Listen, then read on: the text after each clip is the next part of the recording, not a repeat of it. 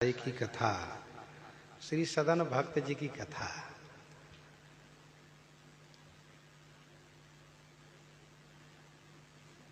सदन जी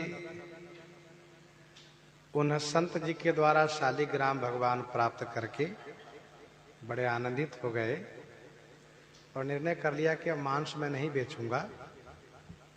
और फिर उन्होंने एक बटुआ बना करके शालिग्राम भगवान को उसमें रख लिया, गले में झुला लिया और श्री जगन्नाथपुरी की ओर प्रस्थान किया। रास्ते में कुछ ऐसे लोग मिले जिनके साथ चल रहे थे, तो उन लोगों ने इनके प्रति हीनता प्रकट की, एक कसाई है, तो इसलिए आप उन सबसे अलग होकर चलने लगे। मानो सदन जी ने यह कहा कि अपने द्वारा यदि किसी को कष्ट हो तो थोड़ा उनसे हट के रहना चाहिए। चलने लगे।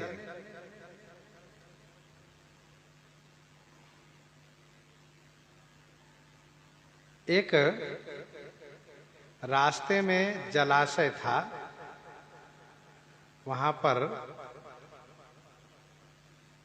गौएं पानी पीने की लालसा से पहुंची, तो उस जलाशय पर जो लोग खड़े थे उन्होंने जल गौ को पीने नहीं दिया।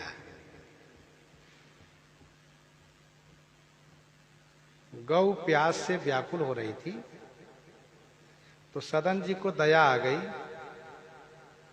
और सदन जी ने उन लोगों से कहा कि देखो गौ माता है, इनको जल पीने दीजिए, इनको पिलाइए। उन लोगों ने कहा तुम्हारी बड़ी श्रद्धा है तो तुम पानी भर के पिलाओ। तो सदन जी ने कहा कि आप डोरी और बाल्टी दे दीजिए, रस्सी बाल्टी, तो हम पिला देंगे। उन लोगों ने दिया और इन्होंने सब गौओं को बड़े प्रेम से पानी पिलाया। हम लोग सदन जी के पूर्व कथा से भी परिचित हैं। ये काशी जी के कर्मकांडी और बड़े उच्च कोटि के विद्वान भक्त ब्राह्मण थे। अब भूल से अनजान में उन्होंने जो हाथ से इशारा कर दिया, गौ इधर गई है, और वे जान नहीं पाए कसाई है, उसने जाकर गौ को मार दिया। उसी के प्रायश्चित रूप में इनको आना पड़ा है कसाई के घर में। कर्म की गति बड़ी न्यारी है, जीवन में कहाँ क्या चूक हो जाएगी और उसके परिणाम स्वरूप कहाँ जन्म लेना पड़ेगा, इसको कहना व समझना बड़ा कठिन है। इसलिए कर्म की गति विधाता ही जानते हैं और वही उसका उचित परिणाम समय पर प्रदान करते हैं। भगवान श्री कृष्णचंद्र जी कहते हैं कर्मण्यवाधिकारेषु मा फलेषु कदाचन। कर्मण्यवाधिकारेषु, तो कब क्या कर्म बिगड़ जाए और उसका परिणाम क्या होगा ये कहना बड़ा कठिन है। लेकिन हाँ, इतना अवश्य है कि यदि भगवान में प्रेम है तो चाहे जन्म कहीं भी हो ना, कसाई के घर में हो चाहे भिलनी के घर में हो, वहां भी भक्ति होगी जरूर। और यदि भगवान में प्रेम नहीं है, भक्ति नहीं है, तो कर्मवश कहीं भी जन्म होगा तो ऐसे ही भटकते रहेंगे।